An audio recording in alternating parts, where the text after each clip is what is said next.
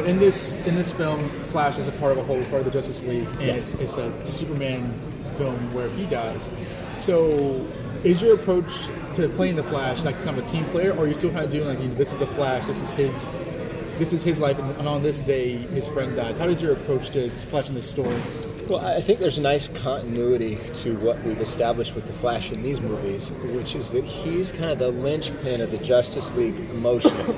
Like, he's the one who's been into the idea of this family since the beginning, despite resistance from some of the other members, and he's the guy who's kept the group together. So there's a nice moment in this movie where the Flash has some exciting personal news, and you actually get to see the Justice League family kind of turn around and embrace him in a way that we haven't seen before, which is a great setup for then. It kind of lays the emotional groundwork for then the big battle with Doomsday later in the movie. So you get that these people really care about each other, and you get to see the Flash fight like you've never seen him fight before, because you've never seen his family members in this much danger for the film. So a few years ago, at the Pele Center during the Justice League War premiere, you brought your kids to the movie, and I'm sure they loved it. I'm assuming they loved it. So, They did. Oh, good. So I'm curious. Suck, Dad. So what's it been like? I don't know how much of your other work your kids see, but what's it been like as a father playing a superhero? It's been great, man. It's so much of what you do, or what I've done as an actor, like a lot of it has either been inappropriate for the kids or is just tonally not what they're into. But these movies, they really like.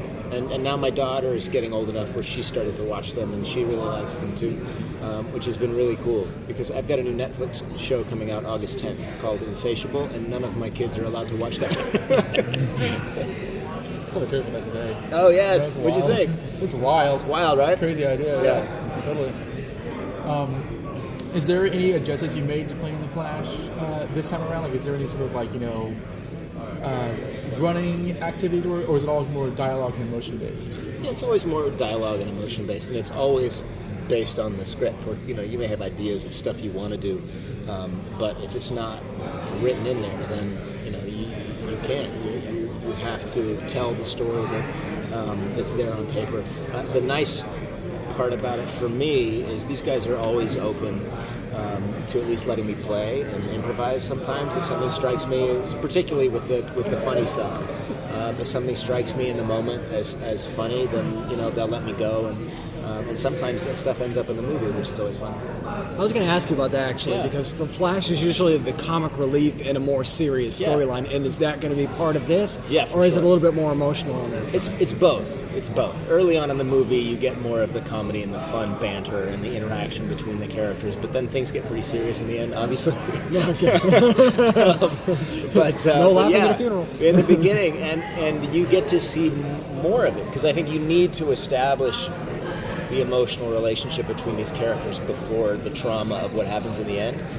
So you get some really great moments, including my first time tackling the role of the Batman, which is one of my favorite little scenes in this movie. Nice. Do you have a favorite line? Yes. yes. My favorite line is, "I am Batman." Awesome. You'll see, it's great. Had you read the story before? No, I wasn't a big comic book guy growing up. That's okay, nobody's Right? That's true. It's true. So no, I never read it. I mean, I remember it coming out because it was such a big story. It was all over the news when it came out. So I remember that, but I'd never read it. But to me, that's kind of one of the big selling points of this movie is that it also works for people like me who don't have a big emotional connection to this story.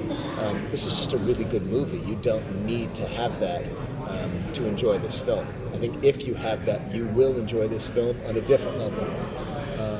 But for the rest of us, it's just a really fun ride. Is it Wally or Barry? It's Barry. It's Barry. Yeah. That's okay. Neither of them were in the original movie, so it doesn't matter. Yeah, exactly. Exactly. They showed up at the funeral. Yeah.